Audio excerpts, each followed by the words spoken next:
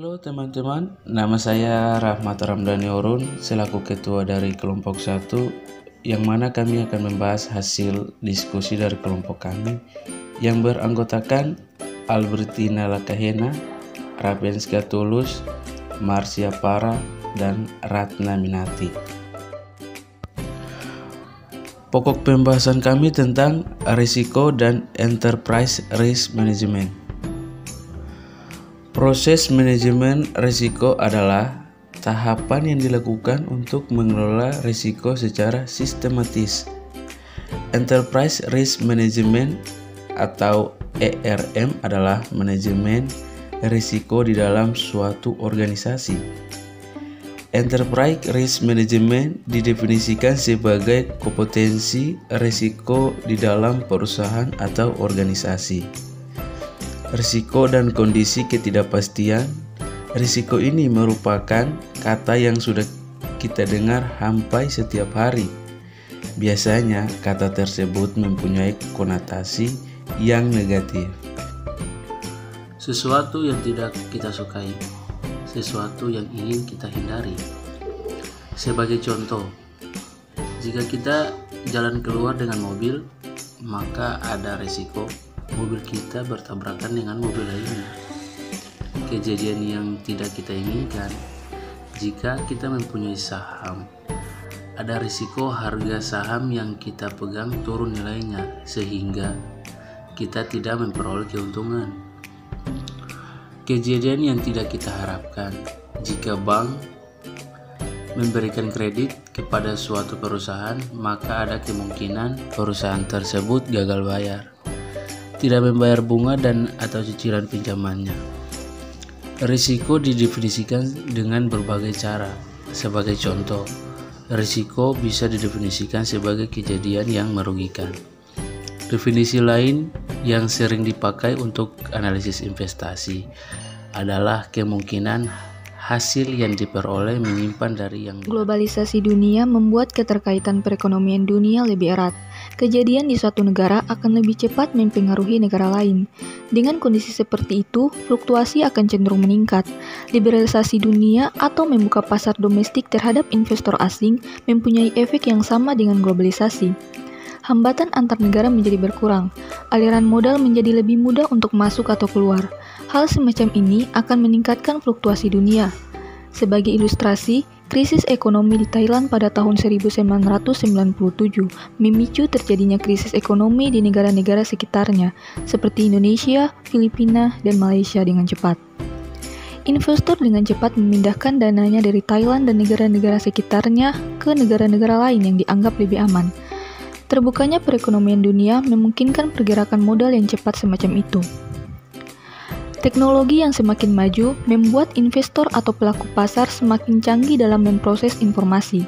Kecanggihan tersebut akan mendorong pelaku pasar untuk lebih cepat memperoleh informasi dan bertindak lebih cepat atas informasi tersebut. Kemudahan informasi dan reaksi yang cepat dari investor akan mendorong fluktuasi harga yang semakin tinggi.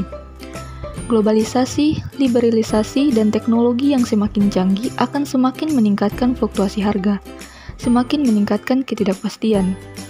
Fluktuasi tersebut ternyata praktis dialami oleh semua atau sebagian besar instrumen keuangan atau komoditas di dunia.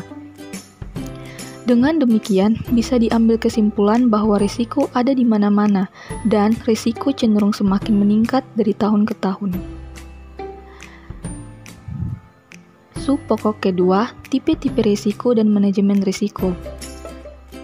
Risiko beragam jenisnya, mulai dari risiko kecelakaan, kebakaran, risiko kerugian, fluktuasi kurs, perubahan tingkat bunga, dan lainnya. Untuk memudahkan pemahaman dan analisis terhadap risiko, kita bisa memetakan atau mengelompokkan risiko-risiko tersebut. Salah satu cara untuk mengelompokkan risiko adalah dengan melihat tipe-tipe risiko. Risiko bisa dikelompokkan ke dalam risiko murni dan risiko spekulatif dengan penjelasan sebagai berikut. Yang pertama, risiko murni atau pure risk adalah risiko di mana kemungkinan kerugian ada, tetapi kemungkinan keuntungan tidak ada. Jadi, kita membicarakan potensi kerugian untuk risiko tipe ini. Beberapa contoh risiko tipe ini adalah risiko kecelakaan, kebakaran, dan semacamnya. Contoh lain adalah risiko banjir menghantam rumah kita. Kejadian seperti itu akan merugikan kita, tetapi rumah berdiri di tempat tertentu tidak secara langsung akan mendatangkan keuntungan tertentu. Jika terjadi kebakaran atau banjir, di samping individu yang terkena dampaknya, masyarakat secara keseluruhan juga akan dirugikan. Asuransinya biasanya lebih banyak berurusan dengan risiko murni. Contoh-contoh risiko murni. Yang pertama, risiko aset fisik. Risiko yang terjadi karena kejadian tertentu berakibat buruk atau kerugian pada aset fisik organisasi. Yang kedua, risiko karyawan. Risiko karena karyawan organisasi mengalami peristiwa yang merugikan. Yang ketiga, risiko legal. Risiko kontrak tidak sesuai yang diharapkan, dokumentasi yang tidak benar. Yang kedua, risiko spekulatif adalah risiko di mana kita mengharapkan terjadinya kerugian dan juga keuntungan. Potensi kerugian dan keuntungan dibicarakan dalam jenis risiko ini. Contoh tipe risiko ini adalah usaha bisnis. Dalam kegiatan bisnis, kita mengharapkan keuntungan, meskipun ada potensi kerugian. Contoh lain adalah, jika kita memegang atau membeli saham, harga pasar bisa meningkat, atau kita memperoleh keuntungan. Bisa juga analisis kita salah. Harga saham bukannya meningkat tetapi malah turun, atau kita memperoleh kerugian.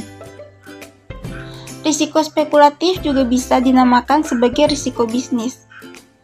Kerugian akibat risiko spekulatif akan merugikan individu tertentu, tetapi akan menguntungkan individu lainnya.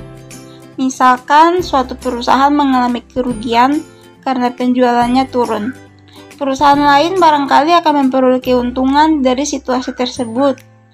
Secara total, masyarakat tidak dirugikan oleh risiko spekulatif tersebut. Adapun contoh-contoh risiko spekulatif, risiko pasar, yaitu risiko yang terjadi dari pergerakan harga atau volatilitas harga pasar. Yang kedua, risiko kredit, yaitu risiko karena counterparty gagal memenuhi kewajibannya kepada perusahaan. Yang ketiga, risiko likuiditas. Risiko tidak bisa memenuhi kebutuhan kas. Risiko tidak bisa menjual dengan cepat karena ketidaklikuidan atau gangguan pasar. Bahasan kedua yaitu elemen manajemen risiko. Ada 3 elemen penting dalam manajemen risiko. Yang pertama, identifikasi risiko. Yang kedua, evaluasi dan pengukuran risiko. Dan yang ketiga, pengelolaan risiko. Elemen yang pertama yaitu identifikasi risiko. Identifikasi risiko dilakukan untuk mengidentifikasi risiko-risiko apa saja yang dihadapi oleh suatu organisasi. Banyak risiko yang dihadapi oleh suatu organisasi, mulai dari risiko penyelewengan oleh karyawan, risiko kejatuhan meteor atau komet, dan lainnya. Ada beberapa teknik untuk mengidentifikasi risiko, misal dengan menelusuri sumber risiko sampai terjadinya peristiwa yang tidak diinginkan. Sebagai contoh, kompor ditaruh dekat penyimpanan minyak tanah. Api merupakan sumber risiko. Kompor yang ditaruh dekat minyak tanah merupakan kondisi yang meningkatkan terjadinya kecelakaan. Bangunan yang bisa terbakar merupakan eksposur yang dihadapi perusahaan. Misalkan terjadi kebakaran. Kebakaran merupakan peristiwa yang merugikan atau peril. Identifikasi semacam dilakukan dengan melihat sekuen dari sumber risiko sampai ke terjadinya peristiwa yang merugikan. Pada beberapa situasi, risiko yang dihadapi oleh perusahaan cukup standar. Sebagai contoh, bank menghadapi risiko terutama adalah risiko kredit atau kemungkinan debitur tidak melunasi hutangnya. Untuk bank yang juga aktif melakukan perdagangan sekuritas, maka bank tersebut akan menghadapi risiko pasar. Setiap bisnis akan menghadapi risiko yang berbeda-beda karakteristiknya. Elemen yang kedua yaitu evaluasi dan pengukuran risiko. Langkah berikutnya adalah mengukur risiko tersebut dan mengevaluasi risiko tersebut. Tujuan evaluasi risiko adalah untuk memahami karakteristik risiko dengan lebih baik. Jika kita memperoleh pemahaman yang lebih baik, maka risiko akan lebih mudah dikendalikan. Evaluasi yang lebih sistematis dilakukan untuk mengukur risiko tersebut. Ada beberapa teknik untuk mengukur risiko, tergantung jenis risiko tersebut. Sebagai contoh, kita bisa memperkirakan probabilitas atau kemungkinan risiko atau suatu kejadian jelek terjadi. Dengan probabilitas tersebut, kita berusaha mengukur risiko. Sebagai contoh, ada risiko perusahaan terkena jatuhan meteor atau komet, tetapi probabilitas risiko semacam itu sangat kecil. Untuk risiko lain, evaluasi dan pengukuran yang berbeda bisa dilakukan. Sebagai contoh, risiko perubahan tingkat bunga bisa diukur dengan teknik duration atau durasi. Modul identifikasi dan pengukuran risiko spekulatif akan banyak membicarakan pengukuran risiko perubahan tingkat bunga. Risiko pasar bisa dievaluasi dengan menggunakan teknik VAR atau Value at Risk. Pemahaman kita terhadap beberapa risiko sudah cukup baik, sehingga teknik pengukuran risiko tersebut sudah berkembang. Sementara pemahaman kita terhadap risiko lain belum begitu baik, sehingga teknik pengukuran risiko tersebut belum begitu berkembang. Teknik lain untuk mengukur risiko adalah dengan mengevaluasi dampak risiko tersebut terhadap kinerja perusahaan.